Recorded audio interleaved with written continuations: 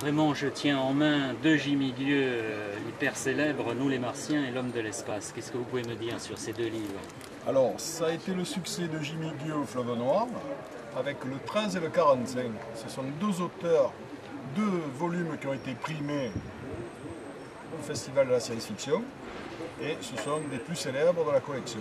Ils ont été dessinés par Brantôme, qui a fait les couvertures, et qui sont de très très belles couvertures avec des couleurs très agréables.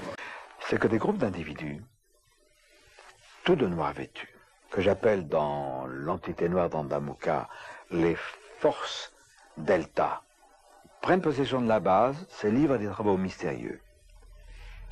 Ces individus apportent leur propre ration alimentaire. Ils ne mangent pas à la cantine, aux messes. Ils viennent avec leur propre véhicule et ils repartent d'eux-mêmes. Et à ce moment-là, l'état-major reprend possession de sa base. Certains braves bidas, il y a un certain nombre d'années, je reste volontairement vague, ont vu ce qu'ils n'auraient pas dû voir, à savoir, dans une grande salle, à un premier étage, où se trouvent des ordinateurs, ils ont vu une dizaine de ces individus au teint blafard. Il ne s'agit pas de petits gris. Ces individus ont l'aspect humain, mais ils sont bizarres.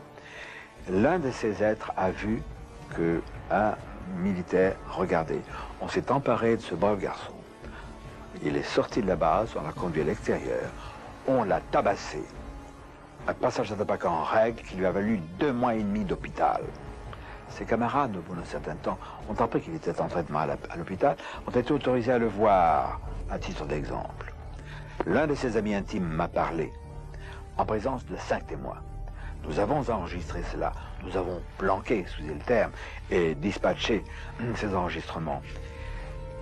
Nous devions nous revoir. Il devait essayer de convaincre l'un de ses camarades de ne nous parler plus avant. Et tous deux ont disparu. On allait avec lui au bout du monde, au-delà du monde, mais on revenait toujours à la maison.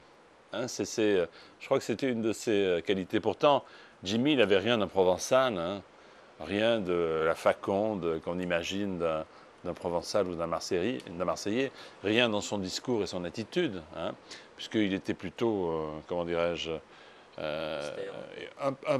pas austère, pas à ce point-là, parce que nous, on ne connaissait pas ainsi, mais peut-être un peu austère, avec un peu de retenue. Mais et on voyait dans l'œil, quand même, qu'il devait être un peu coquin, même beaucoup.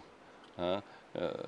Et quand on allait, par exemple, avec le mouvement de jeunes auquel il appartenait, le samedi soir, danser, hein, je pense qu'il n'était pas le dernier à avoir le regard porté là où il fallait qu'il fût porté. Au-delà du sérieux et de la rigueur dont il faisait montre un petit peu partout, toujours avec son petit costume, sa mallette, etc. Même dans les studios de radio, il détonnait par rapport aux autres qui étaient plus décontractés. Il nous apportait comme cette fantaisie, mais c'était plutôt la fantaisie de la pensée, hein, au-delà de la fantaisie de l'apparence. Hein, parce que tout ce qu'il nous disait, tout ce qu'il nous expliquait, il n'y a que lui. Il n'y a que lui qui pouvait tenir ce discours.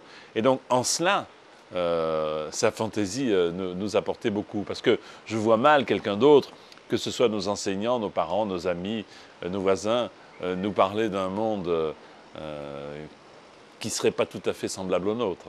Il avait des informations sur un paquet de trucs qui nous intéressaient énormément. Et donc, sincèrement, au début, je me suis dit, le père Jimmy est un extraterrestre. J'étais déjà préparé au plaisir des histoires de Jimmy, parce que j'aimais bien les bouquins de science-fiction.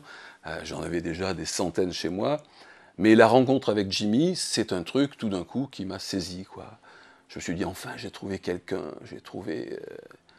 C'était pour moi donc une rencontre forte, et puis un guide tout au long de ma jeunesse, de mon adolescence. C'est celui qui a su nous faire rêver, c'est celui qui a fait que peut-être je suis aujourd'hui ce que je suis, différent de ce que j'étais. Il a infléchi, il m'a fait prendre des routes que je n'aurais peut-être pas prises. Jimmy a été le précurseur de l'ufologie en France.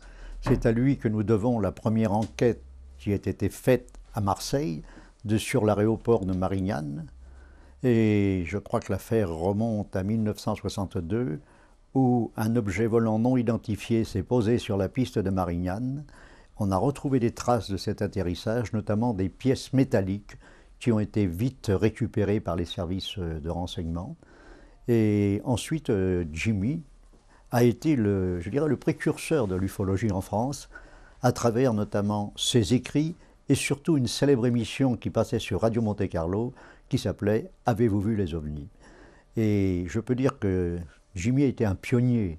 C'est lui qui véritablement a ouvert une porte, a ouvert une brèche dans ce monde du silence qui s'était instauré autour de ces phénomènes mystérieux qui ont commencé, je dois le rappeler, le 21 juin 1947 aux États-Unis avec la première observation de Kenneth Arnold au-dessus des monts Rainier.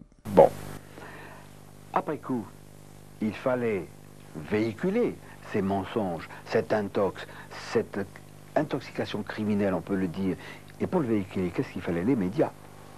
Alors, le monde savant, porte-parole du MJ12 et du gouvernement secret, a induit en erreur les médias, qui à leur tour, en toute bonne foi, ont induit en erreur nous, les cochons payants, toujours à payer pour les autres. Alors attention, méfiez-vous, amis, des déclarations officielles, quelles qu'elles soient, touchant les ovnis. Elles sont fausses.